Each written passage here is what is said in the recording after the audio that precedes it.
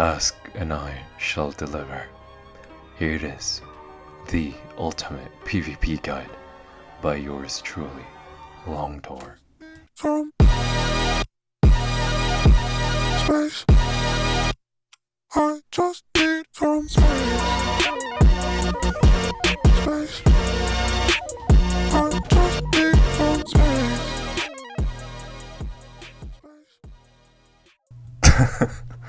Well, I actually didn't expect people to want a PvP guide, but here we are now.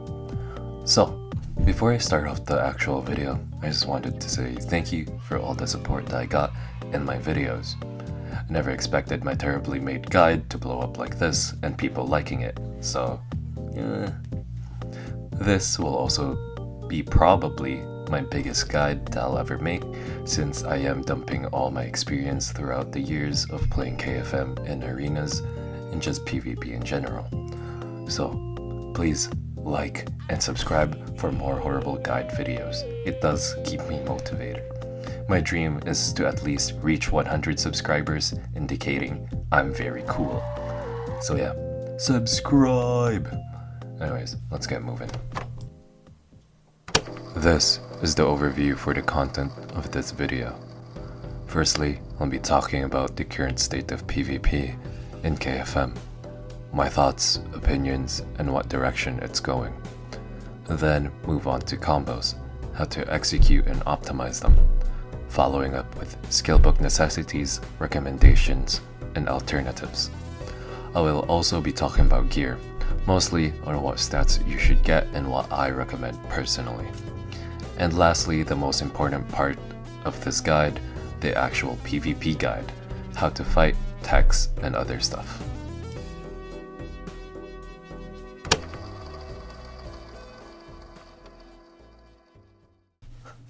Disclaimer: this is a guideline, not the Declaration of Independence. Feel free to disagree and outright disregard anything I say. In the end of the day, it's you who's playing your game, not me. Play however you want. This guide is also primarily catered towards Kung Fu Master players, but does not mean you won't get anything out of use watching this video. Most of the things I talk about are general tips that you can apply to different classes. I also highly discourage people to play Kung Fu Master if you have ping issues. This class is heavily reliant on animation cancelling, so you will have a bad time anything above 110 milliseconds of delay. Summoners are always there for you for a chill experience. Let's get to it.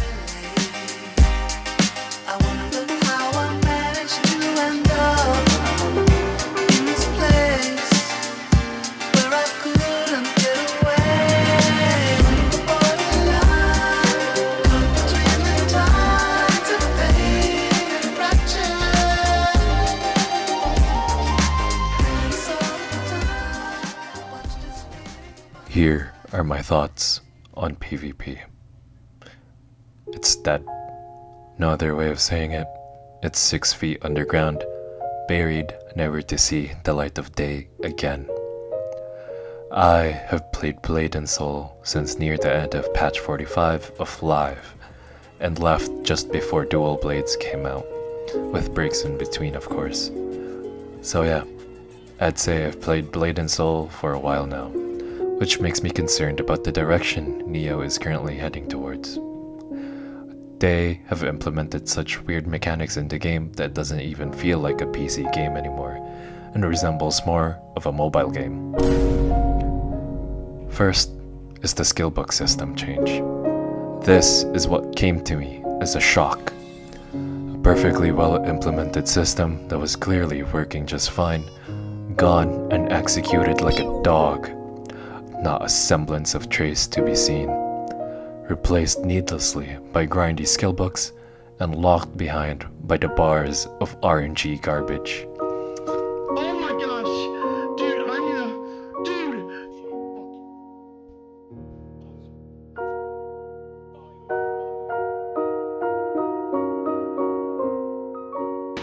But you know, at some point I convinced myself that change is good, and that maybe I'll grow to accept and move past this.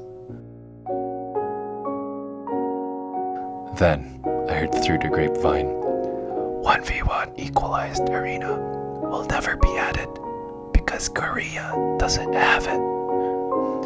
And then something within me snapped. When is arena?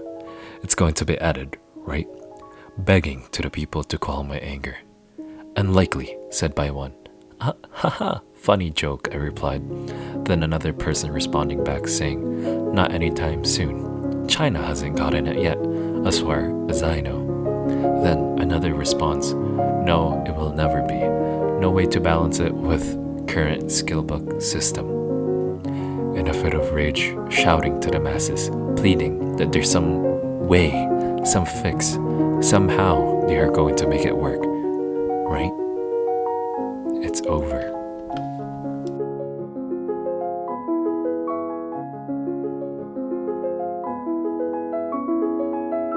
But at least I still have KFM, right?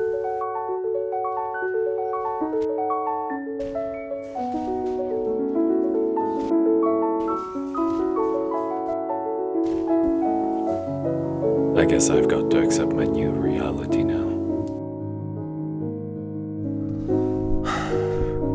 Don't let this discourage you though, people. In the end of the day, your personal enjoyment is what really matters. I'm just currently mourning and going through the motions of it all.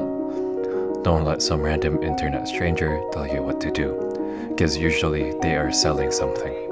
And I ain't buying what you're selling, yo. My husband is Walter White, yo. What am I doing? I'm supposed to be teaching, not monologuing. Enough with the yap, let's move on to something actually productive. Combos.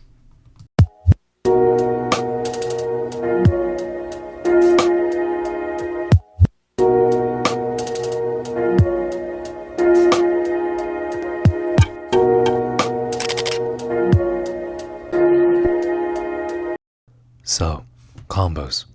Before I even begin the actual rotation, I'd like you to log up the skills Dismissal and Power Drop.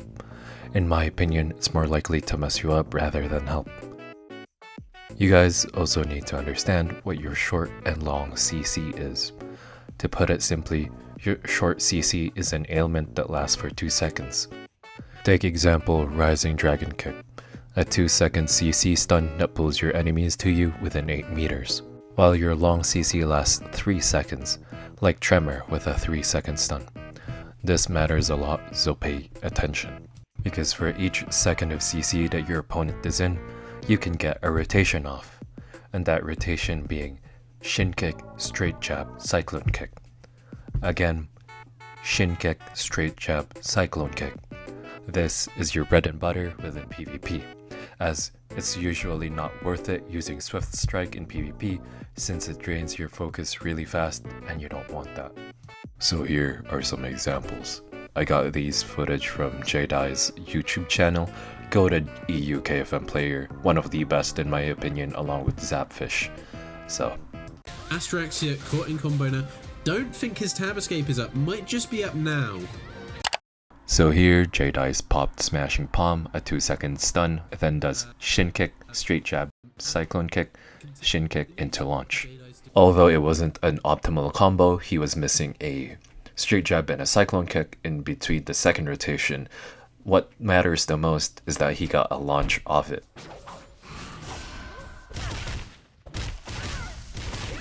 C-Day's cheese doesn't hit. The Flicker SS, and that's a massive engage from Jedi's, and this could be all over for Astraxia now. 10% HP left, and that will be the first round going to. So if that was too messy, here is a quick recap of the main combos. So a 2-second stun or daze into 2 rotations into launch. A 3-second stun or daze into 3 rotations into launch. Here are some extra combos that you need to know. Now let's move on to skill books.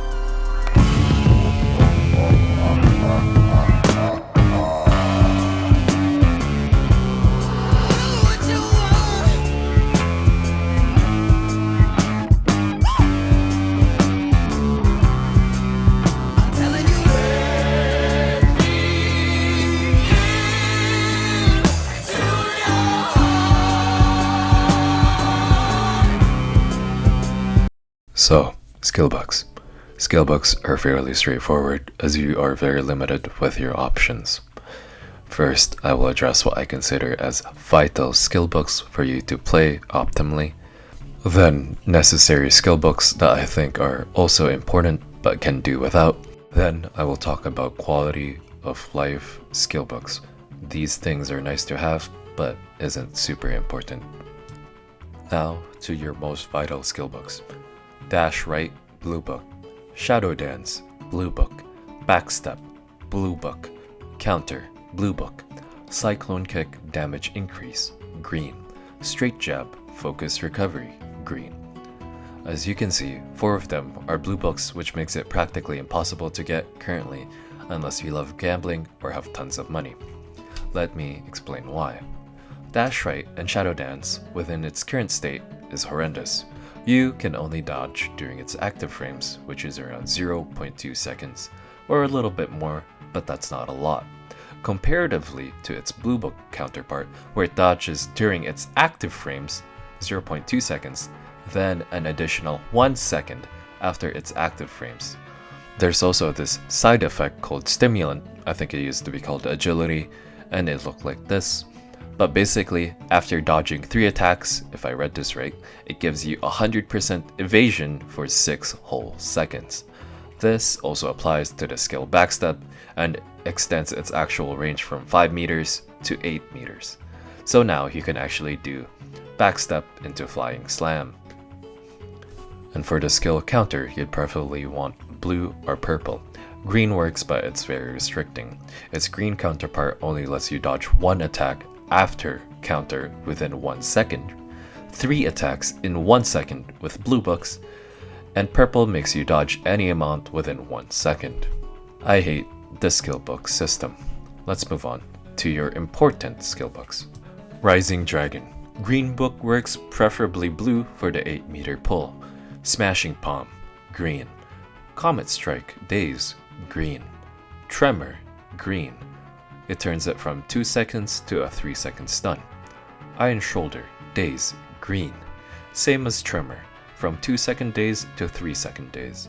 Flying Slam, green. Flurry, Daze, green. As you have noticed, all of the skill books I recommended are CC books. I'll be talking about this more in the PvP section. Quality of life books. Nice to have, but not super necessary. Ice Guard, green. Manic Slam, green. Avenging Fist, Knockdown, green. Triple Kick, green. Roaring Tiger, green. If you're wondering why I chose Roaring Tiger, because there is this really tight combo with Shin Kick, Roaring Tiger, Cyclone Kick. I don't recommend you doing this unless you're really good. Now let's move on to gear.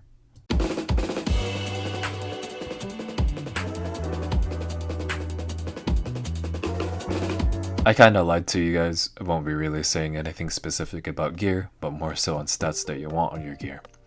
And those stats being HP, crit defense, piercing, evasion or block, either or works perfectly fine, and the dreaded status resist. You can straight up chug potions for this. It's given to you for free after all, just by doing your blue quests. For soul badges, you'd want to get enhanced Shin Kick and Swift Strike, or enhanced Cyclone Kick. For Mystic badges, nothing really fits that well in my opinion, so I'd personally go for the enhanced Cyclone Kick and Searing Blow.